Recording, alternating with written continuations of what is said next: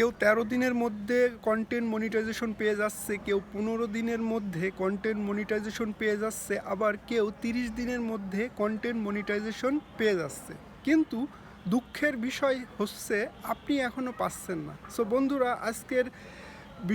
আজকের টপিকটি অনেক বেশি ইনফরমেটিভ আর ইন্টারেস্টিং হতে চলেছে। আপনারা যারা এই ভিডিওটা প্রথম থেকে শেষ পর্যন্ত দেখবেন, আশা করা যায় অনেক বেশি এই ভিডিও থেকে জ্ঞান অর্জন করতে পারবেন আর সঠিক তথ্যটা জানতে পারবেন।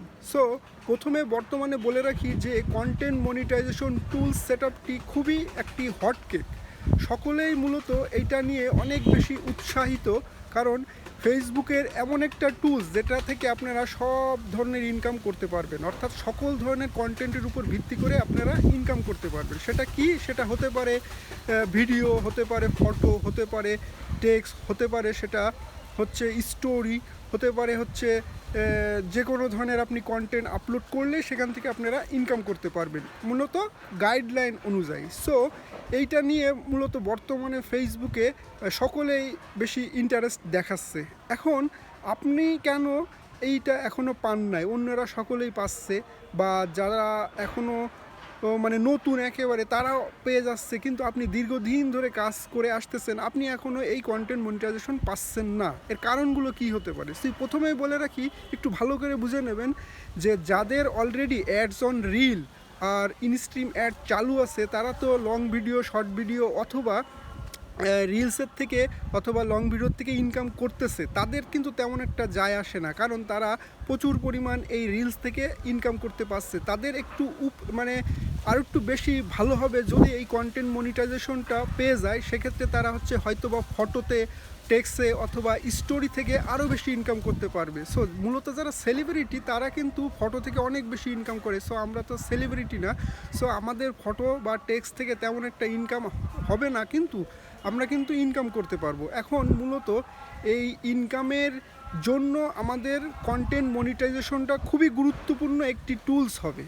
এখন আমরা যারা অনলি স্টার সেটআপ পেয়েছি, তারা তো শুধুমাত্র স্টারের থেকেই ইনকাম করতেছি, আর যারা এখনও কোনো স্টার সেটআপ বা কোনো ধরনের সেটআপ পায় নাই, তারা কি করবে?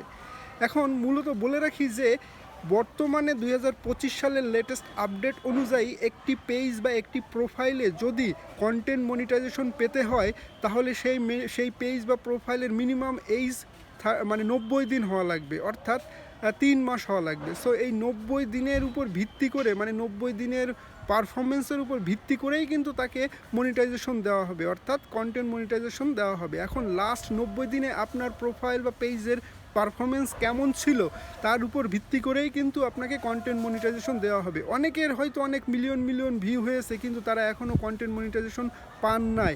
সো আমি বলবো যে আপনারা ধৈর্য ধরুন, আর লাস্ট 30 দিনের বা 90 দিনের পারফরমেন্সের উপর ভিত্তি করে নির্ভর করুন, কারণ আপনারা যদি ফেসবুকের সকল গাইডলাইন অনুযায়ী কাজ করে আসেন, তাহলে ডেফিনেটলি আপনারা কন্টেন্ট মনিটাইজেশন সেটআপটি পাবেন। আর অন্যরা যারা বলতেছে যে 13 দিনে পেয়েছি, 15 দিনে পেয়েছি বা 30 দিনের মধ্যে পেয়েছি, তাদের পেজগুলোর এজটাও আপনারা দেখে আসবেন। সো আপনারা তো জানেন কিভাবে পেজের বয়স বের করতে হয়। সো একটা পেজের বা প্রোফাইলের বয়স যখন 90 দিন হবে, তার উপর ভিত্তি করেই কিন্তু আপনাকে কন্টেন্ট মনিটাইজেশন টুলস এই সেটআপটি ফেসবুক দেবে। সো নির্দ্বিধায় আপনারা ফেসবুকের গাইডলাইন অনুযায়ী কাজ করে আসুন। আশা করা যায় খুব শীঘ্রই আপনারাও কন্টেন্ট মনিটাইজেশন সেটআপ পেয়ে যাবেন। সো ধন্যবাদ, আজকে এই পর্যন্তই।